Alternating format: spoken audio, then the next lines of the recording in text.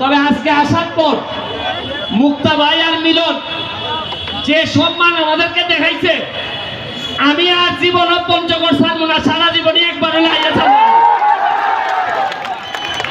আর যদি মুক্তা ভাইয়ের আগে আমি মন্ত্রী হই, তাইলে আমি প্রথমবার আইয়া এখানে আপনারা যা চাইবেন তাই দেওয়া যাইব আমি। আর মুক্তা ভাই আছে কথা দিয়ে যাক, আমার আগে যদি সে মন্ত্রী হয় তা আমার এলাকায় কিছু দিবে না। আপনারা কি বলেন? সাক্ষী রেখে গেলাম। এইখানে আছে আমার সিদ্দিক ভাই সৈয়দপুর, আপনারা যে বিমানবন্দর এইখানের এমপি। সবচেয়ে ভালো জিনিস কি জানেন? আগে একটা ফুটবল খেলা হইলে 2 জন চেয়ারম্যানও আসতো। এখন কত উন্নত হয়েছে, একটা খেলায়, একটা ইউনিয়নের খেলায় আমরা 3 জন পার্লামেন্ট মেম্বার আপনাদের সামনে উপস্থিত আছে। কাপতালি দেবেন না। এখন আস্তে আস্তে আমাদের জবাব দিতে আসতেছে। আমারে যে সম্ভাবনার জায়গা আপনাদের পঞ্চগড়, আমি যদি আগে জানতাম তো বহু আগে আসতাম। আর আমি যদি আগে জানতাম এত সম্ভাবনা, তাহলে নাইমুজ্জামান মুক্তা ভাইয়ের সাথে আগেই খাতির করতাম। আমার খাতিরটা হয়েছে এমপি হওয়ার পর। তবে আপনাদেরকে একটা কথা বলি, শুনেন। আমি এখানে আইসা আমার কি লাভ হয়? আমি যে এই ঘামতে ঘামতে আইছি, বিমানে আইছি সকালবেলা উঠে, আইসা এখানে 3 ঘন্টা জার্নি করে আইসি আপনাদের এখানে, আবার 3 ঘন্টা জার্নি করে যাব। আমার প্লেয়ারগুলো এখন রওনা দিবে, 15 ঘন্টা লাগবে আমাদের হবিগঞ্জে যাইতে। কি জন্য আসি জানেন? আমি এমপি হয়ে তো আর এখানে তো আমার কোনো কাজ নাই। আমার এলাকা ছেড়ে আপনাদের এলাকায় আসছি। আমার এলাকার মানুষ জিজ্ঞেস করে যে তুমি যে চলে গেলা বাংলা বান্ধা, আমাদেরকে কে দেখবে?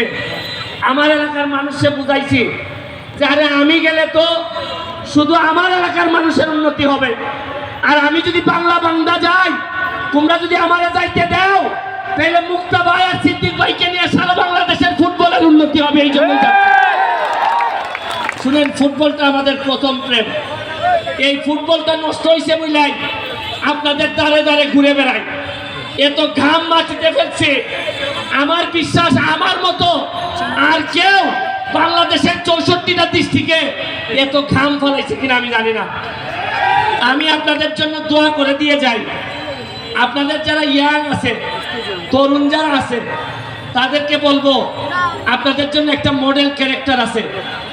এই মুক্তা ভাই একটা মডেল ক্যারেক্টার, তারে ফলো করেন।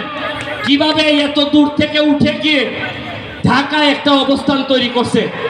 আপনারা দেখেন সিদ্দিক ভাইকে, আমাদের পার্লামেন্টে 8-10 জন বড় ব্যবসায়ীদের একজন, এবং এত মন ভালো মানুষটার। আমি কি বলবো, এত মন ভালো যে আমারে যদি কেউ জিজ্ঞেস করে বোন বিয়া দিলে কাদের মতো লোককে দিতে হয়, আমি বলবো সিদ্দিক ভাইয়ের মতো লোককে বোন বিয়া দিতে হয়। আমি আপনাদেরকে আমার হবিগঞ্জ, মাধবপুর এবং চুনারঘাট আমার এলাকা, আমি ওই জায়গার এমপি। আমার এখানে 2টা রিজার্ভ ফরেস্ট আছে, রেমা কালেঙ্গা, সাতছড়ি। আমার এলাকায় 24টা চা বাগান আছে। আমার এলাকায় প্রায় 100-র মতো ইন্ডাস্ট্রি আছে। আমি দাওয়াত দিয়ে যাচ্ছি আপনাদেরকে, আপনারা পঞ্চগড়ের তেঁতুলিয়া এই উপজেলার যে মানুষই যাবেন, শুধু চেয়ারম্যান রে অথবা এমপি সাহেব রে খালি বইলে গেলেই হবে। আপনারা যে যে যাবেন গিয়ে এইখানে যত বিপদ আপদ যা আছে, যদি কিচ্ছু না থাকে আমার নামে খাইয়ে পড়ে চলে আসবেন। কেউ আপনাদেরকে আটকাবে না। খালি বলবেন এই মেয়ে আবার টাকা খুঁজো কেন, আমি ব্যারিস্টারের লোক। দেখেন না কেমনে একটা লোক আপনাদেরকে আটকাবে না। আমি 1 বছরের তাই সময় নিছি। 1 বছর পরে দেখবেন আমার এলাকার আমি কিভাবে সাজাই দেই। আমি মুক্তা ভাইরে অনুরোধ করব, মুক্তা ভাই আপনি আমার এলাকায় আসেন, দেখেন আমি আপনার এলাকা দেখে গেলাম, আপনি আমার এলাকা দেখে যে সব জায়গায় উন্নতি করলে আপনাদের মনে জায়গা নেওয়া যাবে। আমরা যারা এমপি আছি তারা হয়তো আর কিছুদিন পরে এমপি নাও থাকতে পারি, কিন্তু আমাদের কাজ হইল আপনাদের হৃদয়ে বসবাস করা বাকি জীবন, মৃত্যুর আগ পর্যন্ত যাতে সম্মানের সাথে পৃথিবী থেকে বিদায় নিতে পারি, এইটাই আমাদের সকলের ইচ্ছা। আর এখন তরুণ যারা আছে আমারে হাত তুললে একটা কথা দিতে হবে, আমার ঘামের মূল্যের বিনিময়ে কথা দিতে হবে। আপনারা বলেন আপনারা পড়াশোনা করবেন কিনা? পড়াশোনা করার কারণে আজকে আমি ব্যারিস্টার হয়েছি, ব্যারিস্টার হয়ে আজকে আমি এত দূর আসছি। আপনারা আবার হাত তোলা বলেন যে কথা পড়াশোনা করবেন কিনা বলেন, মাদক থেকে দূরে থাকবেন কিনা বলেন আপনারা। আমি আমারে যদি সামান্য ভালোবেসে থাকেন, আমারে যদি সামান্য আমার প্রতি আপনাদের যদি করুণা হয়, যে এই লোকটা সারাদিন ঘুরে বেড়ায়, শুনেন কতদিন বাঁচবো আর আমি জানি না, আমার যে শত্রু তাতে আমি কতদিন বাঁচবো তাও জানি না, তবে মৃত্যুর আগ পর্যন্ত আপনাদের হৃদয়ে আপনাদের দোয়া নিয়েই বেঁচে থাকতে চাই। আর আমরা এখানে যারা আছি তারা কথা দিছি এমপি শপথ নেওয়ার পর যে জন্মস্থান হয় সে বাংলাবান্ধা হোক, তেঁতুলিয়া হোক, পঞ্চগড় হোক, সৈয়দপুর হোক, যে জন্মস্থান আমরা পাইছি রিজাইন করার আগে অথবা এমপি থেকে যাওয়ার আগে এর চেয়ে ভালো জন্মস্থান আমরা রেখে যেতে চাই। এটা আমাদের শপথ, এটা আমরা অবশ্যই পালন করব। এই কথা দিয়ে শুনেন, শৈলে ধরে লাইছে প্রতিদিনই কোনো না কোনো 2 নম্বর লোকের বিরোধিতা করতে হয়।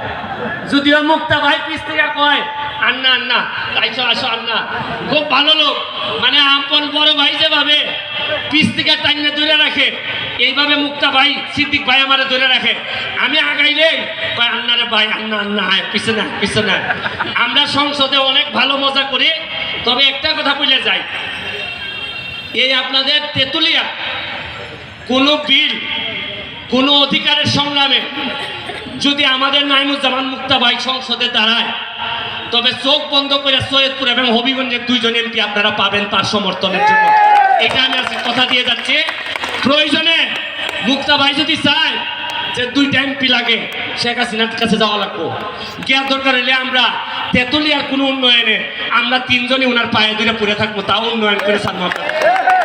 আপনাদেরকে এই কথা দিয়ে আর সামান্য একটা সালাম দিয়ে লাস্টে মুক্তা ভাই শেষ করবে। আপনি সৈয়দপুরে গেলে এই পঞ্চগড়ের মানুষের জন্য কি করবেন নাকি ঠকায় ছেড়ে দিবেন? বিসমিল্লাহির রহমানির রহিম।